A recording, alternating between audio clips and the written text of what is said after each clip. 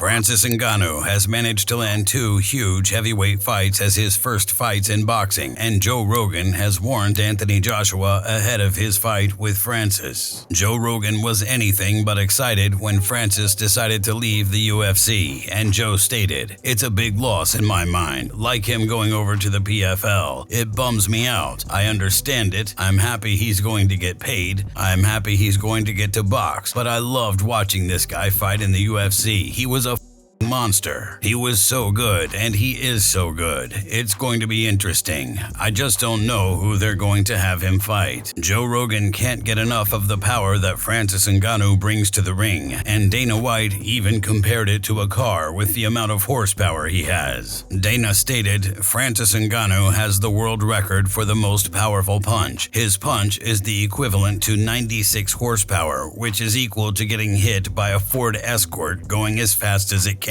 And it's more powerful than a 12-pound sledgehammer swung full force from overhead. Holy shit." Joe also spoke about Francis' power, and he remembers some of his most epic punches. Ngannou has the nuclear option on any person that lives. Any person that lives, if Ngannou, if he catches you with one of those ones that he hit Rosenstrike with, or that he knocked out Stipe with, or the Alistair Overeem left hook, that Alistair Overeem one was one of the most disturbing punches I've ever seen a guy get hit with. He was off before, like, he went to the ground. He got shut off immediately, and his head went almost all the way back.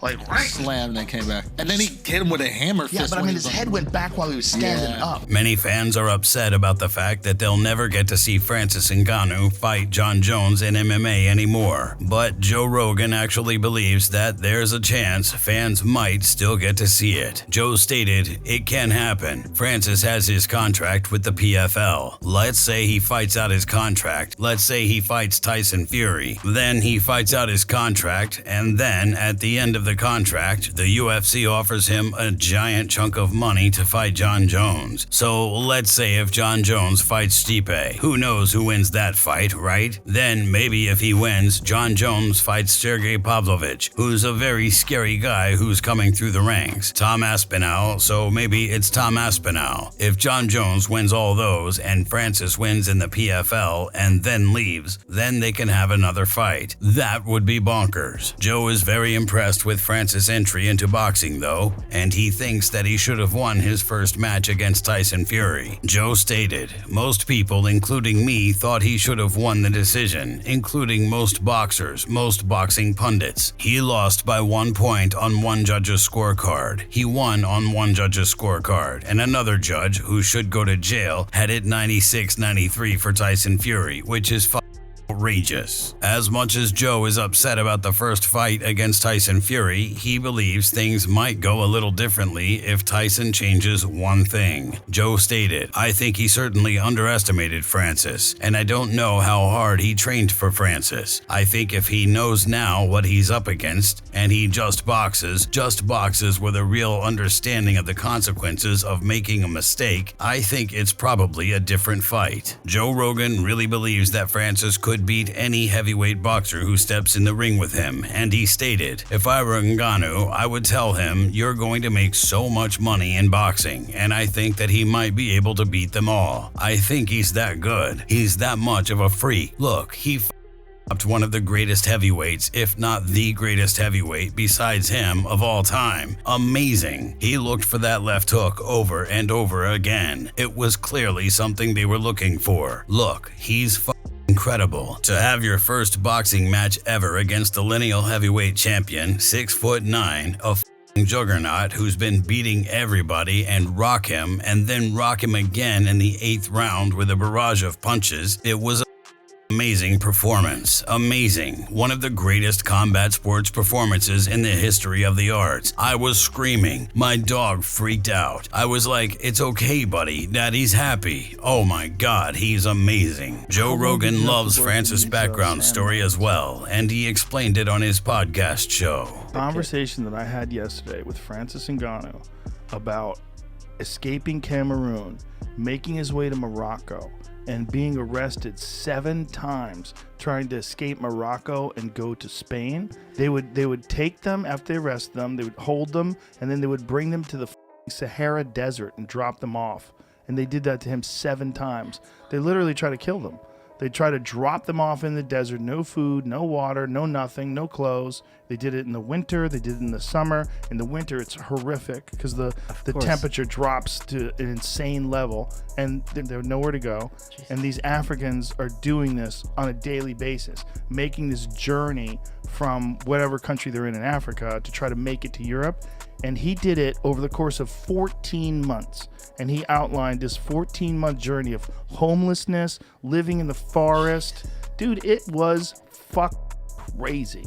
After Francis' fight with Tyson Fury, Joe really thought that Francis should be put up against a fighter he had a great chance of beating, and he stated, "Get as much money as you can. This is what I think they should do. Put him in with a heavyweight boxer that he could beat. Someone who has a good record, like someone who's in the argument of a top 10. Joe Rogan couldn't get over the fact that Francis has such a legendary coaching staff behind him as well, and he was excited to see the likes of Mike Tyson in his camp. You know he's training Francis Ngannou for the Tyson Fury fight? Tyson Fury's got a plethora of knowledge there. He's the best ever. Hard to imagine, other than Mike Tyson in his prime, anybody beating that guy. Tyson Fury's so good. I do not imagine a world where Francis Ngannou can outbox Tyson Fury. Tyson Fury is a master. His footwork, his jab, his understanding of what to do. You ever see that fight with Otto Wilde where he's on the ropes and just bobbing and weaving? What I will say, though, is Francis Ngannou hits like a freight train. Correct. Francis is a natural 265. The question is, will he be able to connect on the greatest heavyweight ever? Joe even compared Francis' accomplishment in boxing to Conor McGregor's exhibition fight against Floyd Mayweather, and he stated, Conor McGregor fought Floyd Mayweather when Floyd Mayweather was at the tail end of his career. It was the last bout that Floyd had. Floyd just kind of like wore him out, outboxed him, and stopped him in the fight. Francis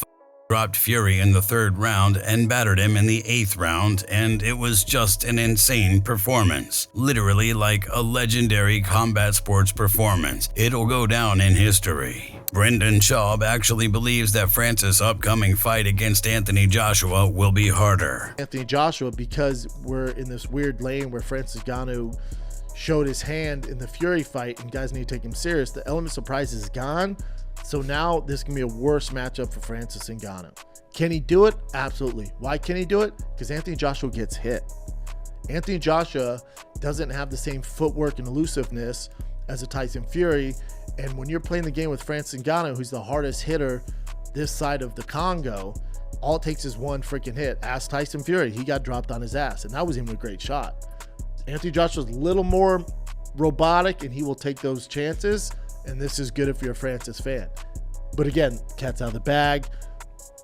It's going to be a much tougher fight for Francis. I'll say that. And the odds are showing that it's going to be an easier fight for Francis. I think he's a minus or plus 700. I think Joshua's like minus 700 or something like that. Which, remember, with Fury, he was like, what was it? It was like a plus 4,000 or something. Yeah. Plus 500 underdog against Anthony Joshua is nuts. That's a win in itself for Francis. Nuts. But again, cat's out. The element of surprise is gone. Guys are going to take Francis serious now.